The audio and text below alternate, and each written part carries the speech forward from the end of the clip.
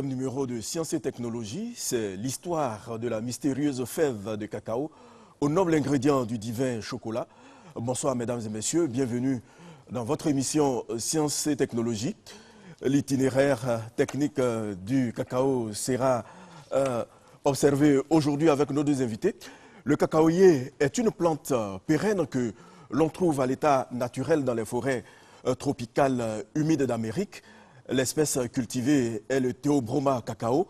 Le cacao est cultivé pour ses graines ou fèves dont on extrait le cacao et le beurre de cacao. La Côte d'Ivoire est le premier pays producteur mondial avec 1 800 000 tonnes de cacao, chiffre record atteint pendant la campagne 2014. 72% de l'offre mondiale résulte de la production africaine. Je vous propose de suivre ce documentaire sur l'itinéraire du cacao, une production de la direction des fictions et documentaires. Le cacao était traditionnellement utilisé et cultivé par les populations mésoaméricaines, notamment par les Olmèques, les Mayas, puis les Aztèques. Après la colonisation du Mexique, les Espagnols exportèrent le cacao en Europe au XVe siècle. En 1881, sous la houlette du Français Arthur Verdier, furent plantés les premiers caféiers dans la région d'Assigny, parallèlement au développement de la culture du cacao. Un peu plus tard, l'Indénié devint l'un des plus grands centres producteurs de café et de cacao de Côte d'Ivoire, et Yabengourou devint même la capitale de ce qu'on appelait la boucle du cacao, à partir d'Adzopé, en passant par Bongouanou et Bokanda. En 1912, la culture du cacao s'étendit à Agboville, Tia-Salé et Dabou. Depuis quelques années cependant, le cacao fait face à la concurrence de plusieurs autres spéculations, notamment les VA cultures. Aujourd'hui, de nombreux planteurs ont abandonné les plantations de cacao, ce qui crée assurément des désagréments. Face à ce problème, le CNRA apporte des solutions nouvelles, notamment le greffage. Le greffage, c'est une méthode qui consiste à reproduire à l'identique un même pied de cacaoyer. Mais comment cela est-il possible ? Le CNRA a mis au point un certain nombre de méthodes, de techniques qui permettent aux producteurs de ne plus rechercher forcément de la forêt pour faire du cacaoyer, mais de pouvoir renouveler ces anciens vergers sur les plantations elles-mêmes ou bien à partir de jachères qui sont donc devenus aujourd'hui les espaces les plus grands qui sont disponibles pour la cacaoculture. Le constat sur le terrain est perceptible. Sur le terrain, nous avons constaté que votre verger est vieillissant et il est issu du matériel tout venant. Et donc vous avez une faible production. Donc pour pouvoir améliorer cette situation, il vous est conseillé de faire l'arrachage des vieux cacaoyers et d'utiliser la semence sélectionnée, dite semence Mercedes, qui est produite par le CNRA. Et vous produisez de nouveaux plants de cacao performants que vous allez planter pendant la saison pluvieuse. Généralement, c'est en mai-juin qu'on le fait. Et vous renouvelez votre production et à partir de la deuxième année, vous avez déjà de nouvelles cabosses et qui vont avoir leur période de croisière à partir de la 4e année, 5e, 6e, 7e, 8e année. Quels sont finalement les avantages à utiliser la technique du greffage? Dans les normes, un cacaoyer doit produire en moyenne 25 cabosses.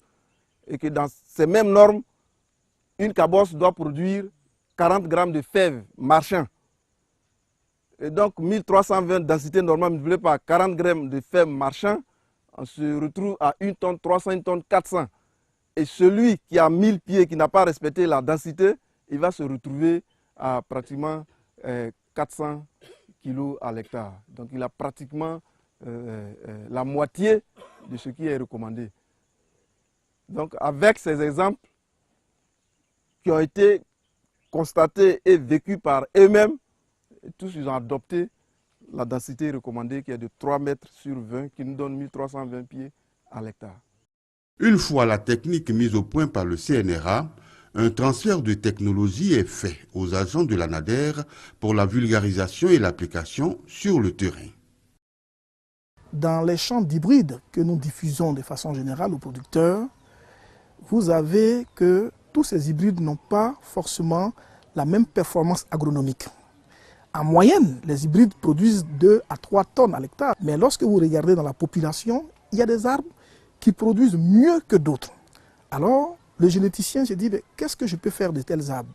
Et si dans ma plantation, je disposais que des arbres qui produisent tous bien, il va de soi que, si c'est le cas, la production sera plus élevée.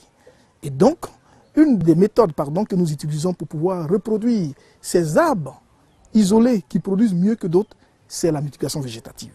Et une des techniques de multiplication végétative, c'est le greffage. Voyons concrètement sur le terrain comment se fait la technique du greffage mise en place par le CNRA. Dans le processus du greffage, vous avez un pot-greffe et vous avez le greffon. Voici par exemple, ça peut être appelé un greffon. Supposons que dans ma plantation de cacao, je vois un cacaoyer, n'est-ce pas, qui est porteur de suffisamment de fruits avec notamment une résistance aux maladies et aux insectes. Je veux le multiplier, qu'est-ce que je fais? Je prélève donc un fragment d'organe comme celui qu'il tient dans la main et vous voyez sur ce fragment d'organe, il y a ce qu'on appelle l'œil et c'est ce qui va montrer du doigt, justement.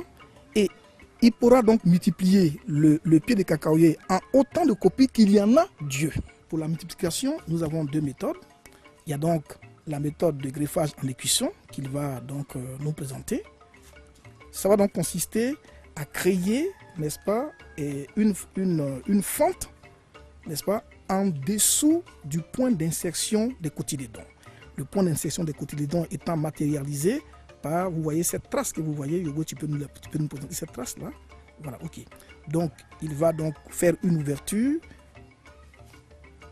Il va donc ouvrir en retirant, n'est-ce pas, l'écorce pour avoir accès au bois, au cambium. Et ensuite, il va donc détacher de ce fragment d'organe qui est prélevé sur un pied qui nous intéresse, que nous sommes multipliés. Il va donc détacher donc un œil.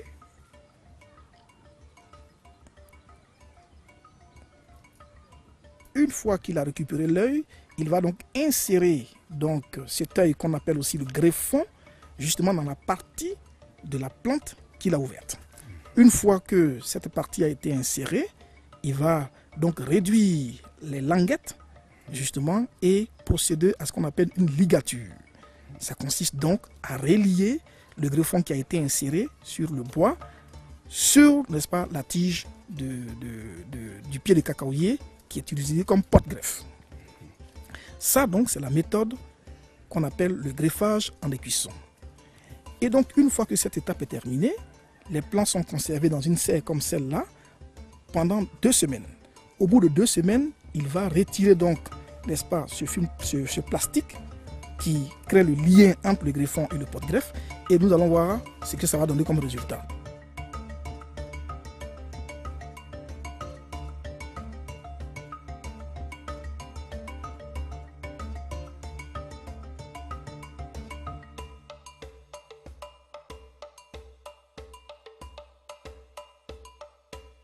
Le greffon qui a été inséré va se développer après le retrait du film plastique progressivement.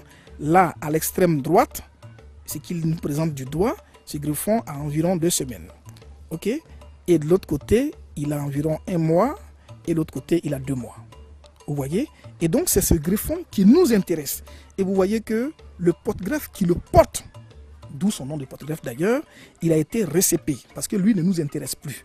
Parce que le matériel génétique qui nous intéresse, qui est porteur de caractéristiques génétiques, agronomiques ou technologiques qui nous intéressent, c'est donc ce pied qui est en train de pousser là maintenant. Alors, ces pieds de cacaoyer, où nous les mettons donc dans ce qu'on appelle un parc à bois. Ils vont se développer, laisser se développer les branches de ces greffons-là. Et ce sont ces branches que nous allons prélever pour distribuer aux producteurs afin de procéder à la régénération de leurs vieux vergers par greffage. Les avantages de la technique de greffage. La technique de greffage, telle que démontrée, comporte de nombreux avantages. C'est de pouvoir utiliser l'arbre mère qui est en place, de pouvoir donc utiliser son système racinaire qui est déjà ancré dans le sol, donc qui permet au jeune plant qui est greffé de pouvoir se développer facilement sans être exposé aux problèmes de sécheresse qui deviennent des problèmes récurrents lorsqu'il s'agit de planter directement un jeune plant. L'autre avantage également lié à cette méthode de greffage, c'est que le plant ou le clone qui a été greffé entre en production plus vite. La période indiquée est de 10 mois seulement, alors que lorsque vous plantez un plant directement dans le cadre d'une replantation normale, il faut attendre 18 mois pour pouvoir donc produire les premiers fruits. Cependant, elle n'est pas encore diffusée en milieu paysan parce que son application requiert un certain nombre de conditions. Notamment, il faut s'assurer que la plantation est saine vis-à-vis du soil and shoot. C'est la condition majeure pour laquelle cette technique n'est pas encore diffusée en milieu paysan. Ces deux méthodes ont cependant un point commun. Toutes ces deux méthodes ont pour base un pot-greffe qui est un sémenceau, c'est-à-dire un plant issu de semis. Voilà. Et là, cette fois-ci, il va donc sectionner tout de suite le pot-greffe justement au-dessus du point d'insection. Et donc, à l'extrémité, il va donc faire une ouverture, une entaille, où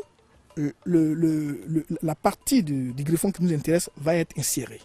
D'où le nom de greffage en fente terminale, parce que la fente, elle est cette fois-ci à l'extrémité de la tige de la plante.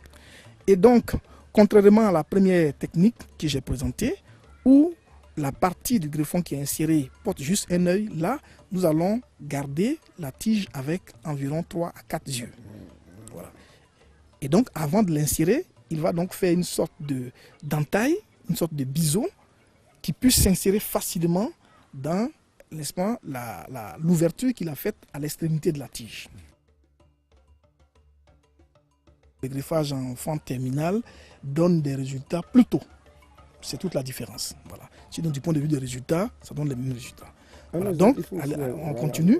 Une fois qu'il a introduit donc le greffon, il va donc procéder comme tout à l'heure, avec la première méthode qu'on a vue, à la ligature.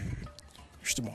Une fois que cette ligature est terminée, il va protéger, n'est-ce pas, cette partie extrême de la plante, justement par un sachet plastique, puisque le plant dans la pépinière va subir des arrosages.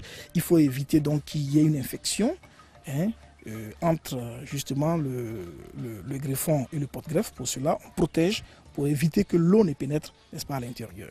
Et donc, ces plants greffés, que ce soit par l'une des techniques ou l'autre, restent dans cette pépinière comme celle-là pendant environ 2 mois. Au bout de 2 mois, ces plants deviennent plantables, on les amène au champ. Quelques conseils pour avoir un bon rendement. Nous avons indiqué que la pépinière se met en place entre septembre et janvier chaque année. Et lorsque dans cette période, le producteur envisage donc de créer une pépinière, il doit acquérir les semences améliorées sous forme de cabosse ou sous forme de fèves enrobées produites au CNRA. Il doit remplir ses sachets de bonne terre humifère, les disposer, construire donc sur ces sachets-là une ombrière. Il peut faire l'ombrière avec du bois qu'il trouve sous sa parcelle et couvrir l'ombrière avec des feuilles de palme. C'est le matériau qui est vraiment plus indiqué pour réaliser l'ombrière. Une fois que toutes ces étapes sont terminées, c'est-à-dire les sachets sont remplis, l'ombrière est construite, les sachets ont été bien classés. En ce moment, le producteur est prêt à recevoir les semences améliorées pour procéder au semis des fèves dans les sachets. Il est recommandé de faire au moins 3 passages par an de nettoyage. Il faut faire régulièrement la récolte sanitaire.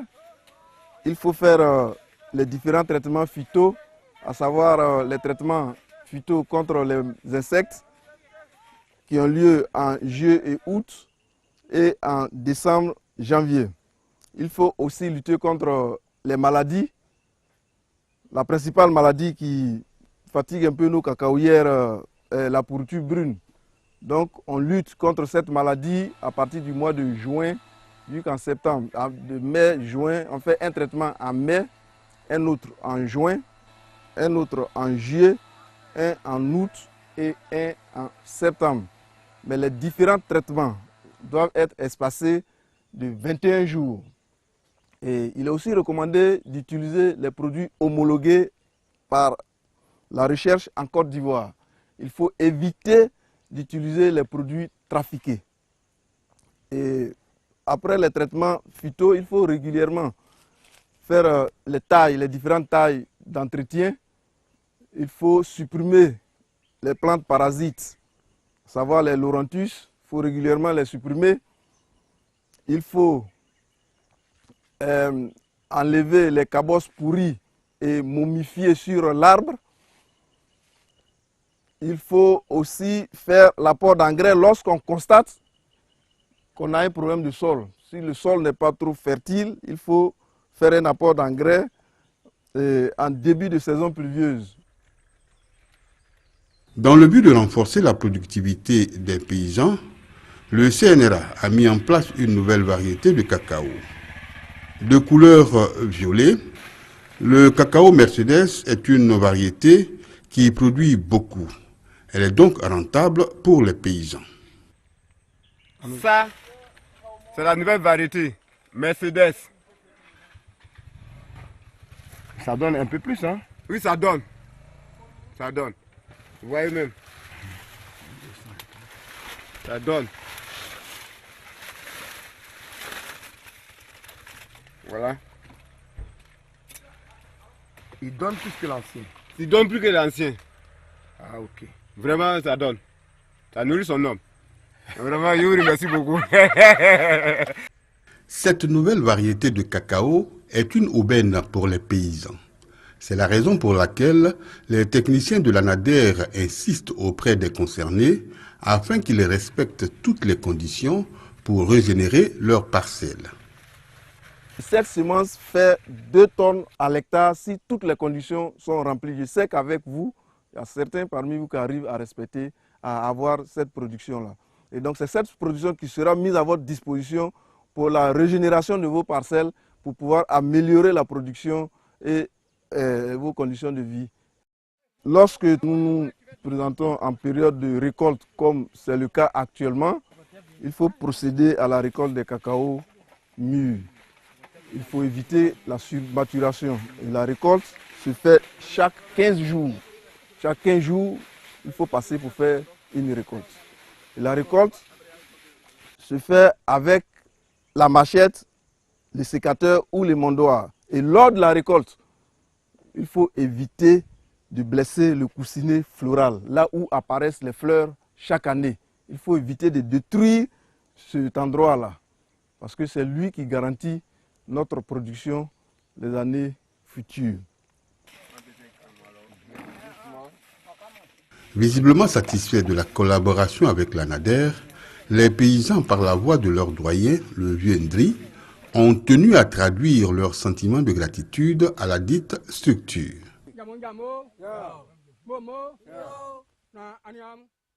Vraiment, le vieux Baloundri remercie l'ANADER pour tout l'effort qu'il a fourni, pour lui en l'apprenant à d'améliorer les conditions de son champ.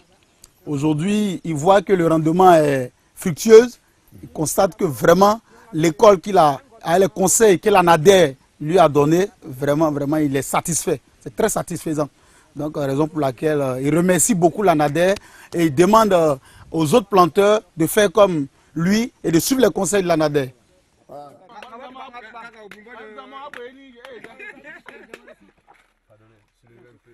Des conseils ont été prodigués aux paysans pour faciliter le séchage, pour réussir une bonne fermentation. Chaque 48 heures, il faut passer pour faire le brassage. Et le brassage qui permet d'homogénéiser les fèves en fermentation. Pour le séchage sur des claies surélevées. Il faut éviter de sécher le cacao à même le sol. Très bien. Et il faut aussi prendre soin d'étaler le cacao sur les clairs en couches minces pour pouvoir faciliter le séchage. Et si tout a été respecté, au bout d'une semaine maximum, on aura le cacao sec. Maintenant, comment faire pour reconnaître que ce cacao-là est sec? Au toucher, lorsqu'on prend, qu'on secoue, qu'on entend un bruit sec, c'est que ce cacao-là est autour de 8% d'humidité. Donc, il est sec et prêt à être vendu. Et maintenant, s'il est sec et que la coopérative n'est pas prête à venir prendre le cacao, il faut le conditionner et le stocker dans un magasin bien aéré sur des palettes ou bien des rondins. Et dans le magasin, il faut éviter de mettre le cacao contre le mur, les sacs de cacao contre le mur. Il faut laisser un espace de demi-mètre, 1 mètre entre les sacs de cacao et le mur. Avec moi, le docteur Taï Mathias, sélectionneur cacao au Centre national de recherche agronomique CNRA, et M. Kablan Alexandre, coordonnateur national de la filière café-cacao à l'Agence nationale d'appui du développement rural ANADER. Je rappelle qu'il est aussi ingénieur agronome. Bonsoir, messieurs. Bonsoir. Alors, pourquoi le cacao a-t-il été abandonné à un moment au profit de l'EVA? La question s'adresse à vous deux. Allez-y. Merci. Docteur Taï. Merci. Effectivement, le cacao, il fut un moment où sa culture a été reléguée au second plan au profit de l'EVA, simplement par rapport, je pense, à un problème de prix, de fixation de prix. Et l'EVA, à l'époque, justement, ayant un prix incitatif, il va de soi que les producteurs qui cherchent, bien entendu, à faire la culture pour gagner de l'argent, ils vont bien entendu se diriger vers cette culture-là qui est beaucoup plus rentable. Voilà ce que je peux dire. Monsieur Kablan, vous qui êtes en contact avec les paysans, comment ont-ils vécu cette période? Il faut dire que les paysans ont vécu cette période très difficile parce que lorsqu'ils voyaient les producteurs de VA qui vraiment engrangeaient beaucoup d'argent, ils étaient vraiment peinés. Ils étaient peinés, mais il faut dire qu'ils n'ont pas complètement abandonné. Ils avaient continué à entretenir, bien que les prix ne soient pas alléchants. Alors, le regain d'intérêt est certes lié au prix sur le marché, mais la découverte de la variété améliorée appelée cacao Mercedes a-t-elle transformé les habitudes? Docteur Taï. Évidemment, oui. La découverte de la variété dite cacao Mercedes a suscité un véritable engouement chez les producteurs. On n'a qu'à s'en référer simplement à la demande de plus en plus croissante, n'est-ce pas, exprimée par les producteurs chaque année pour pouvoir, n'est-ce pas, créer de nouvelles plantations. Les producteurs ont eu l'occasion de voir sur le terrain les performances agronomiques et technologiques de ces variétés qui sont remarquables par la précocité de production. Aujourd'hui, vous mettez ces variétés au champ, 18 mois plus tard, vous avez les premiers fruits, contre 3 ans, voire 4 ans pour du matériel végétal non amélioré. Vous avez des rendements de 2 à 3 tonnes à l'hectare, n'est-ce pas? Et puis, ces cacaoyers sont également caractérisés par des valeurs technologiques recherchées. Toutes choses, bien entendu, qui sont incitatifs pour le producteur.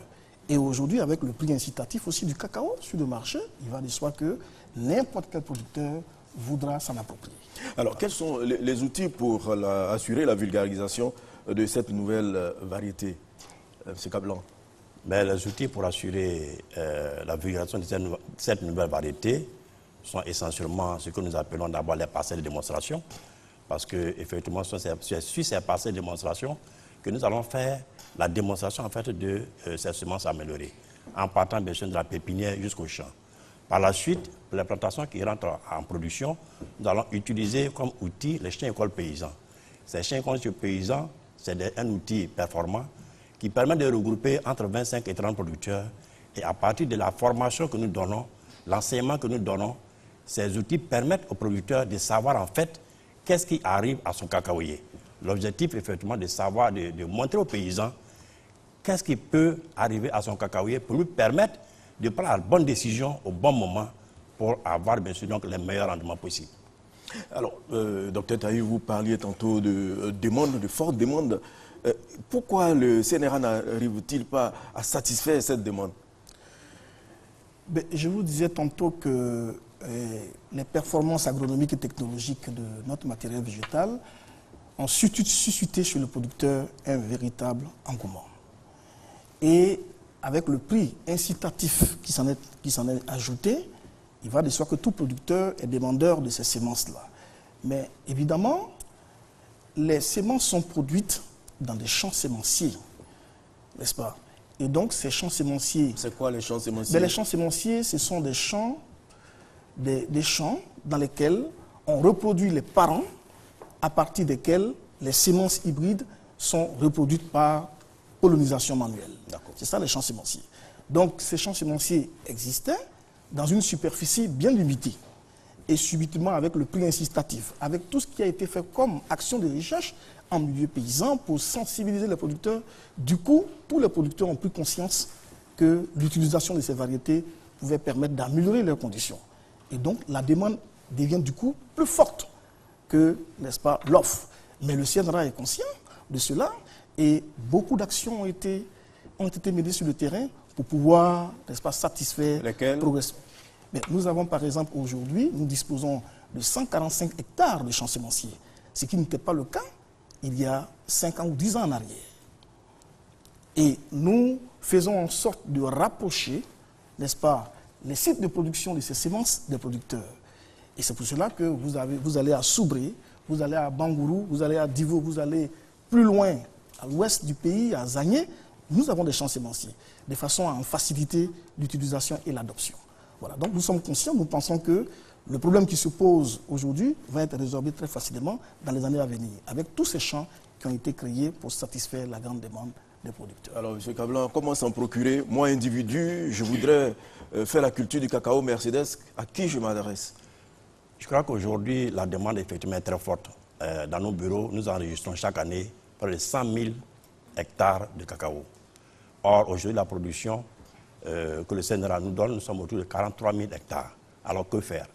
Ce que nous demandons à nos producteurs, c'est de s'inscrire rapidement chez nos agents conseillers agricoles café cacao qui sont disséminés sur toute l'étendue du territoire. Je rappelle au passage que nous avons 450 conseillers agricoles café cacao qui sont dédiés vraiment à la culture du café et du cacao. Donc, il est important que ces producteurs-là s'adressent à eux, s'inscrivent. La deuxième chose à faire, ce que nous demandons, puisque la demande est très forte, la condition sine qua non est que ces producteurs puissent faire leur ombrière et puissent remplir leurs sachets avec la terre humifère. Et c'est sur la base du contrôle de nos agents, avec bien sûr les agents du Conseil Café Cacao, que nous allons effectivement fournir la semence de cacao Mercedes à ces producteurs, soit en cabosse, soit en fève enrobée. Alors, on l'a vu dans le documentaire, on a parlé de la maladie, surtout le Scholen-Schut. Quels sont les symptômes de cette maladie? Ok, je pense qu'au niveau du Scholen-Schut, effectivement, c'est une maladie très grave. Les symptômes les plus importants, très visibles par les producteurs, vous avez les gonflements de rameaux. Lorsque vous allez dans une parcelle et que vous voyez automatiquement qu'il y a les rameaux, il y a un gonflement qui se forme sous forme de points, alors automatiquement vous devez savoir qu'il y a la maladie de Scholen-Schut. Il y a d'autres signes, tels qu'au niveau des feuilles, des jeunes feuilles, quand vous allez voir ces jeunes feuilles, il y a des traces rougeâtres comme si c'était du sang. Quand c'est des feuilles un peu adultes, les traces deviennent un peu jaunes ou blanchâtres, comme les champignons, comme au niveau de la mosaïque du manioc. Donc, une fois que vous avez vu ces symptômes-là, il est important de vous adresser aux agents à l'ANADER qui vont aller confirmer effectivement la maladie. Ils vont aller vérifier sur votre parcelle, confirmer effectivement si effectivement la maladie existe. Parce qu'en fait, il y a un mode de gestion de la maladie. Donc, il faut qu'on aille confirmer, voir qu'est-ce qui se passe dans la plantation. Et à partir de cet instant-là, nous allons montrer un mode de gestion pour pouvoir éradiquer, bien sûr, la maladie sur votre parcelle. Docteur Taï, je parie que le CNRA est en train de réfléchir à trouver une variété qui puisse résister à cette maladie.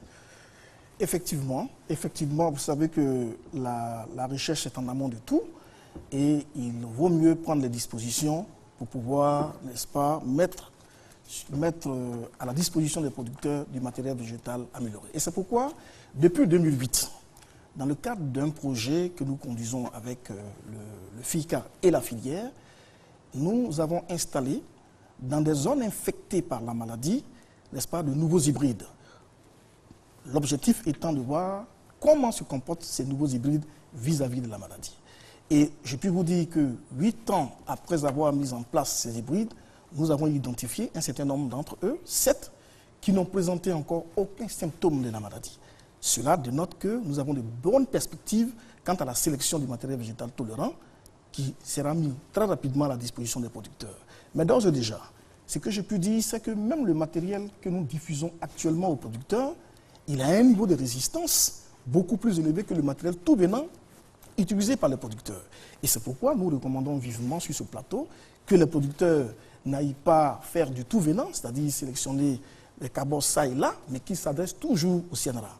Donc nous travaillons à renforcer justement cette résistance à la maladie du cheval. En dépit de cette maladie, la Côte d'Ivoire a toujours maintenu sa place. Comment est-ce que vous avez pris le CNRA comme la NADER? Comment vous avez fait? Merci bien. Effectivement, aujourd'hui, le constat est là, malgré le vieillissement du verger, malgré les superficies cultivables qui se raréfient, malgré encore d'autres problèmes tels que l'émergence de nouvelles pathologies telles que le cheval shoot, le constat est que la Côte d'Ivoire continue de maintenir son titre de leader en matière de production de cacao. Mais c'est simplement le fruit des recherches agronomiques qui ont été menées. Plusieurs recherches ont été réalisées et des progrès remarquables ont été obtenus en termes de développement de nouveaux matériels végétaux, dont je viens de parler tout à l'heure, du matériel à haut rendement, 2 à 3 tonnes à l'hectare, du matériel précoce, puisque 18 mois après plantation, vous avez les premiers fruits, d'où d'ailleurs l'appellation cacao Mercedes qui a été donnée par les producteurs et non par la recherche. Les qualités technologiques, alors j'en passe. Et non seulement nous avons fait ces efforts, mais il y a eu des efforts aussi au niveau du rapprochement dont je parlais tout à l'heure de ce matériel par rapport aux producteurs. Nous avons fait des efforts dans le sens de l'amélioration du mode de conditionnement de ces semences. Par le passé, les semences étaient distribuées sous forme de cabosses. Pour un hectare qui renferme 50 cabosses, cela pèse 25 kg. Aujourd'hui, nous avons fait des améliorations qui sont telles que pour un hectare, pour le même hectare, vous avez à le transporter pour juste 5 kg. Vous voyez ces efforts qui ont été faits. Il y a un réseau de parcelles que nous avons mis en place au niveau du verger cacao pour sensibiliser les producteurs à l'utilisation de ce matériel végétal performant. Nous avons développer un guide de lutte contre la maladie du cheval shoot. Tout ceci mis ensemble, évidemment, ne peut que concourir, n'est-ce pas, au maintien de la Côte d'Ivoire comme le leader, n'est-ce pas, dans l'industrie mondiale du cacao. Voilà, vous qui êtes sur le terrain avec les paysans, quel a été votre rapport? Effectivement, lorsqu'il s'agit de soil and shoot, il faut dire que nous formons nos producteurs à travers un autre outil qu'on appelle parcelle pilote. Donc c'est sur ces parcelles pilotes que nous formons les producteurs à la reconnaissance de la maladie, à la gestion de la maladie. Parce que comme je l'ai dit, en fonction du foyer, on va vous dire comment il faut gérer la maladie. Ça veut dire qu'on peut cultiver le cacao en ayant bien sûr donc, la maladie sur le chute, mais tout est une question d'approche pour qu'on puisse bien sûr éradiquer la maladie. La deuxième chose, vous avez parlé de production record en Côte d'Ivoire, c'est vrai, mais il faut dire que depuis une dizaine d'années, nous pratiquons tout ce qui est bonne pratique agricole. Ça, c'est l'élément fondamental pour la réussite en cacaoculture. Vous avez du matériel végétal performant que nous utilisons, le cacao Mercedes dont a parlé le Dr Taï, mais il faut absolument utiliser tout l'itinéraire technique qu'on connaît, c'est-à-dire que les bonnes pratiques agricoles. Avec les bonnes pratiques agricoles, vous pouvez facilement doubler votre production. C'est-à-dire, aujourd'hui, un pied de cacaoyer peut vous donner à peu près 30 cabosses en moyenne, si vraiment vous suivez les bonnes pratiques agricoles. Or, quand vous prenez une cabosse de cacao, vous avez à l'intérieur entre 30 et 40 fèves en moyenne. Sachant qu'une fève fait autour de 3 grammes, lorsque c'est séché, on est autour de 1 gramme. Quand vous faites le calcul, au bas mot, vous avez à peu près 1 500 000 avec le prix actuel. C'est-à-dire que vous allez avoir absolument 1,5 tonne. Quand vous multipliez par 1 000 francs le prix actuel, vous avez 1 500 000 francs à l'hectare. Bon, pour quelqu'un qui suit vraiment les conseils de la NADER, et avec 2 hectares, voyez-vous, il a absolument 3 millions par an. Et je pense que c'est tous ces éléments-là qui ont contribué, bien sûr, donc, à booster la cacaoculture, bien sûr, donc, en Côte d'Ivoire. Alors, le lieu de prédilection du cacao est l'espace situé entre le tropique du Cancer et le tropique du Capricorne. La Côte d'Ivoire et le Ghana détiennent 60% de la production mondiale, mais il existe une fracture entre les pays qui cultivent et ceux qui consomment le cacao.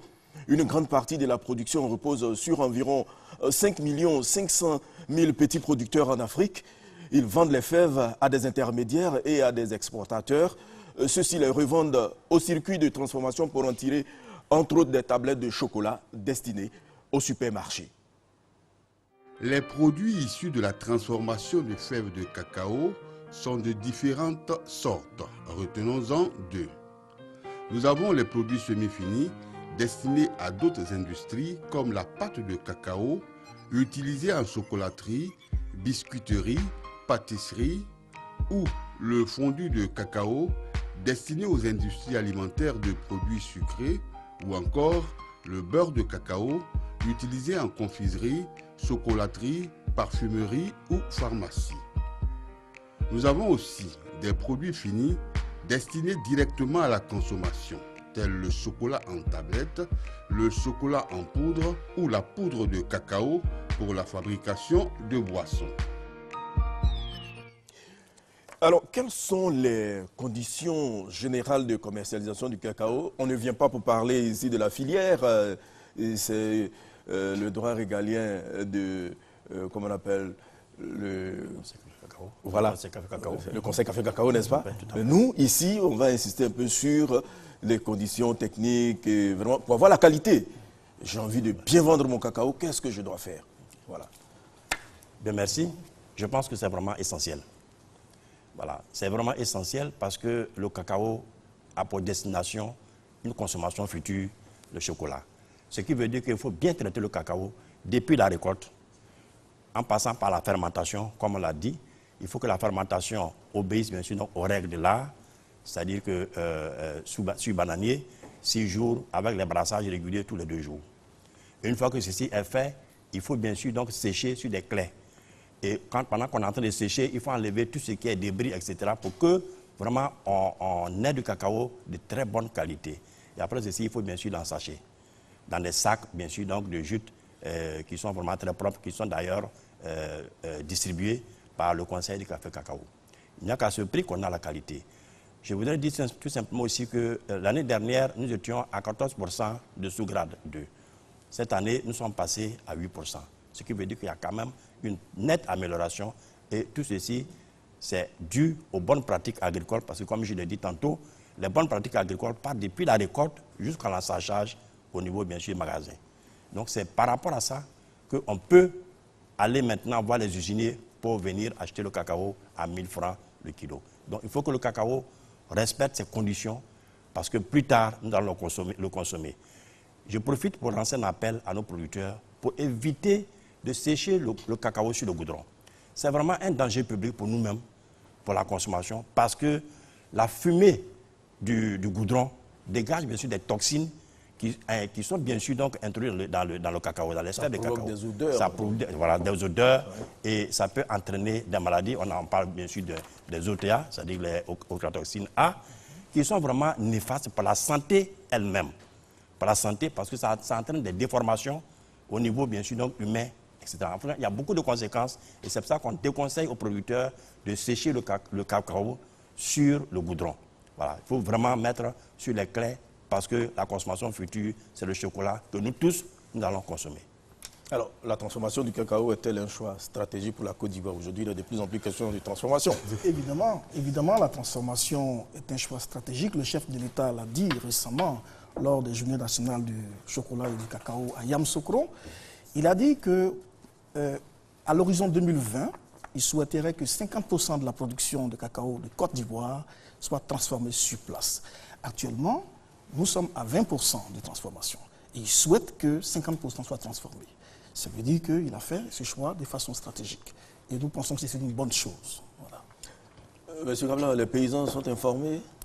Vous les sensibilisez à ce sujet? Nous les sensibilisons parce que je pense que l'appel du chef de l'État est très bienvenu lorsqu'il a dit qu'on va transformer 50% sur place en Côte d'Ivoire. Je pense que ça va donner une plus-value à notre économie nationale. Et je pense que c'est aussi le souhait des producteurs parce qu'ils veulent toujours avoir une plus-value. Donc si le cacao est transformé ici, il va sans dire qu'ils vont tirer meilleur profit, bien sûr, de cette transformation. d'où l'engouement bien sûr des producteurs par rapport bien sûr donc, à l'appel du chef de l'État d'arriver à transformer 50% au moins de la production nationale en Côte d'Ivoire. Le cacao est pour la confection de boissons fermentées, donc alcoolisées. Et plusieurs études ont démontré également que les vertus thérapeutiques du cacao, ou si vous voulez le chocolat, sont énormes. Ils jouent un rôle important et spécifique dans la physiologie du corps. La Côte d'Ivoire est le premier producteur de cacao. Alors, combien d'Ivoiriens consomment le cacao au petit déjeuner? Combien le consomment dans leur alimentation, etc. Non, il n'y en a pas suffisamment. Combien d'Ivoiriens qui peuvent s'offrir le luxe de s'acheter une plaquette de chocolat? Par contre, nous savons que le chocolat, le cacao en poudre est très riche en vitamine B, du groupe de vitamine B. Il est riche en zinc et il est très riche aussi en tout ce qui est matière grasse de bonne qualité, c'est-à-dire oméga 3, et qui est très bon pour la santé sur le plan cardiovasculaire. Alors, disons que le chocolat est aussi un aphrodisiaque, parce qu'il a été trouvé par l'Aztèque, et c'est ce que Louis XV utilisait pour tout, du fait qu'il avait beaucoup de maîtresses, c'est ce qu'il utilisait pour se remonter de temps en temps lorsqu'il doit aller voir une de ses maîtresses. Donc, ce côté est très, très, très intéressant sur le plan santé, surtout le plan santé cardiovasculaire. Mais on ne le conseille pas aux enfants de 2 ans à cause d'un élément qui est capital, qui ne permet pas de stimuler facilement le cerveau d'un enfant de 2 ans. Le chocolat, on peut l'utiliser en tartine, pour tartiner les pains, les petits déjeuners, pour tartiner un petit goûter, un encas à 16 heures si on en fait. Donc la pâte de chocolat aussi est conseillée pour un encas comme pour le petit déjeuner. On peut le prendre aussi le soir, un chocolat chaud. Si vous sentez que vous avez une petite fatigue, vous êtes un peu flagada, excusez-moi de l'expression, vous pouvez prendre un chocolat au lait, ou bien vous pouvez tartiner si vous avez un encas. À 16 heures, vous avez faim, vous pouvez faire une petite tartine avec du chocolat. Je pense que ça vous booste un peu la santé. Ce qui est conseillé, c'est le chocolat noir. C'est le meilleur d'ailleurs qu'il faut consommer.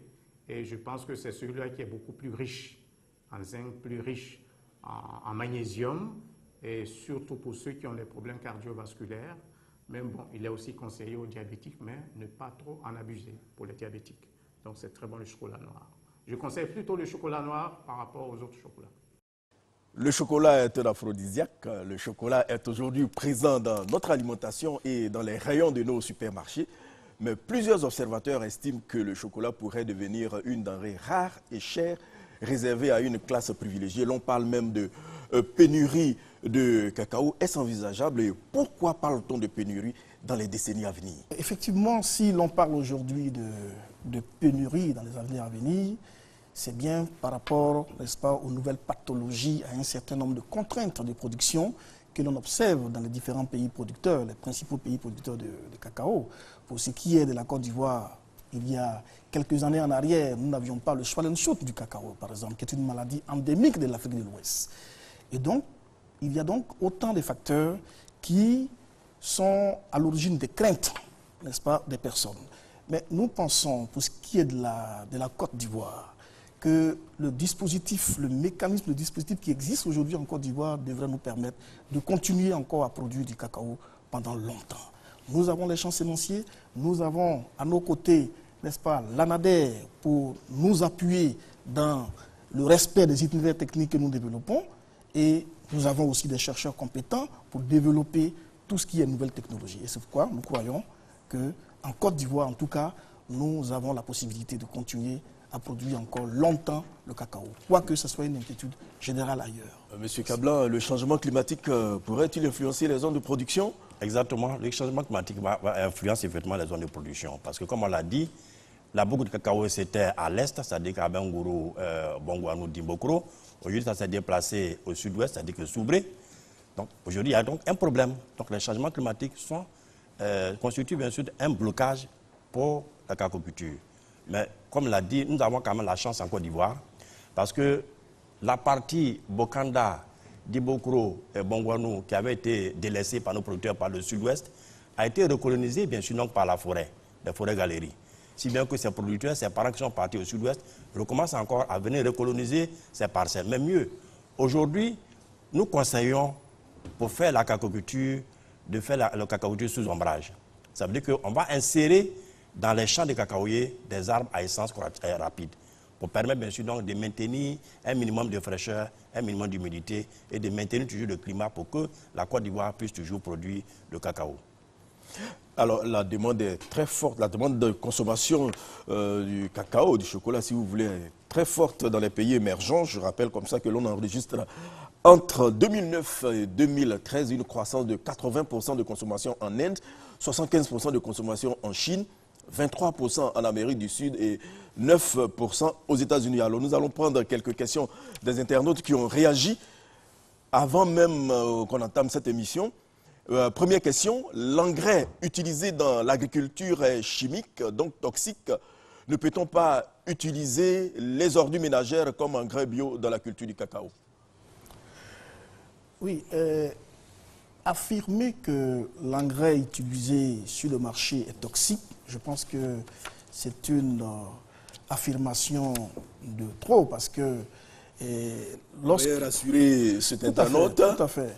Parce que si effectivement les engrais qui sont utilisés obéissent aux normes de la recherche quand même qui j'allais dire, valide l'utilisation de ces engrais, il n'y a pas lieu de s'inquiéter du niveau de toxicité de ces engrais. Ça, c'est ce que je voulais dire. Maintenant, cet internaute, il pose le problème d'utiliser les ordures justement ménagères pour les remplacer comme engrais. Je vais lui dire que justement, vouloir le faire, c'est faire du compostage avec ces ordures ménagères. Or, justement, par la technique de compostage, on ne pourra pas avoir un concentré important d'éléments minéraux qui sont nécessaires pour que l'engrais puisse jouer son rôle. Voilà. Et c'est pour cela que, jusqu'à présent, les engrais minéraux sont fortement recommandés. Vous avez quelque chose à ajouter, sinon on passe à une autre question. Juste pour dire que pour faire le compostage, ça met du temps. Il faut au moins 3 à 4 mois pour faire du compostage, ce qui est un travail très laborieux. Et donc, par rapport à ce qu'il a dit, je pense qu'il est bon d'utiliser bien sûr des engrais minéraux. Les OGM tant redoutés par les écologistes font-ils partie de l'environnement de nos chercheurs dans le domaine du cacao? Non. Non. Eh bien, les organismes génétiquement modifiés, eh bien, nous n'en faisons pas cas dans le processus de production de notre matériel végétal. Nous utilisons les méthodes classiques, traditionnelles de production qui sont basées sur des croisements, des hybridations, n'est-ce pas, en champ, des hybridations contrôlées. Nous ne faisons absolument pas cas, n'est-ce pas, des OGM dans la production de notre matériel végétal. Bon, sur la boue du cacao, vous avez déjà répondu. Il y a une autre question. La recherche ne peut-elle pas être une solution à l'exode des populations en rendant les sols cultivables en cacao dans chaque région? Cela éviterait les conflits d'occupation. Bref, vous parliez tantôt de recherche. Oui. Je pense que ça répond à ça. Bon, les déchets du cacao et les cabosses vides servent d'engrais naturels. Pourquoi les agents de l'ANADER nous recommandent des engrais qui sont toxiques? Cette affaire d'engrais, ça ressort. Oui, je pense qu'on a répondu déjà pour dire que c'est vrai, on peut faire le compostage comme on l'a dit, mais comme on l'a dit aussi, ça met du temps, 4 mois pour faire du compostage. Et ces éléments, il n'y aura pas d'éléments, les éléments ne sont pas riches en éléments minéraux lorsqu'on fait le compostage. Donc il est nécessaire d'utiliser bien sûr des engrais chimiques. Et que deviennent... Oui, vous voulez ajouter quelque chose? Non, par rapport à la nécessité de rendre fertiles, n'est-ce pas, les sols dans les différentes régions pour que ces producteurs n'aient pas à se déplacer d'une région à l'autre, nous pensons que la recherche travaille là-dessus. Mais ce qu'il faut cependant noter, c'est que pour des sols qui ont des contraintes physiques, alors il n'y a pas possibilité d'apporter des solutions. Mais si les contraintes sont d'ordre chimique, alors la recherche peut apporter des solutions pour rendre ces sols-là à nouveau fertiles, de manière à permettre aux producteurs de continuer à faire du cacao dans ces régions. Alors, la dernière question, que deviennent les produits fabriqués à base de cacao par le CNRA? Pourquoi ne sont-ils pas vulgarisés avec un label Made in Côte d'Ivoire? Merci. Aujourd'hui, au CNRA, nous pouvons dire qu'il existe une technologie pour pouvoir, par exemple, fabriquer la liqueur de cacao. C'est une liqueur à base, bien entendu, du cacao, comme son nom l'indique. Et puisque la mission du CNRA, ce n'est pas de la commercialisation, mais nous avons pu développer la technologie. Il suffit simplement, c'est une question de volonté politique, que le gouvernement, n'est-ce pas, décide de trouver un opérateur qui veuille décider de pouvoir valoriser ce produit. Le CNRA est disposé à y aller. tout ce que je peux dire. Voilà. Monsieur Kablan, les perspectives, votre conclusion? Ben, les perspectives, je pense qu'en matière de cacao, les perspectives sont bonnes. Ce qu'on pourrait dire à nos producteurs, c'est qu'il faut qu'ils soient professionnels. On ne peut pas être cacaoculteur sans vouloir être professionnel. Et pour le faire, je pense qu'il est bon que les producteurs puissent s'inscrire au niveau des différents outils dont nous avons parlé tout à l'heure, c'est-à-dire les champs écoles paysans, les parcelles de démonstration, les parcelles pilotes. Il n'y a que par là qu'ils vont connaître effectivement la culture du cacao.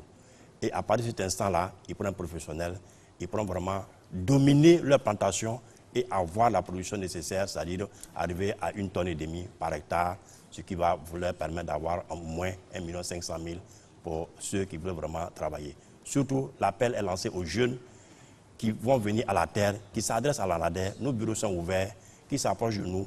Nous allons les conseiller, nous allons les aider vraiment à améliorer leur quotidien pour que, comme on le dit, la terre nourrisse effectivement son homme. La terre ne trahit pas. Venez à nous, nous allons vous aider. Je vous remercie. Docteur Taï, des innovations avec le CNRA dans le domaine du cacao? Tout à fait. Il y a quelques temps de cela, quelqu'un disait, les chercheurs qui cherchent, on en trouve, mais les chercheurs qui trouvent, n'est-ce pas, on en cherche.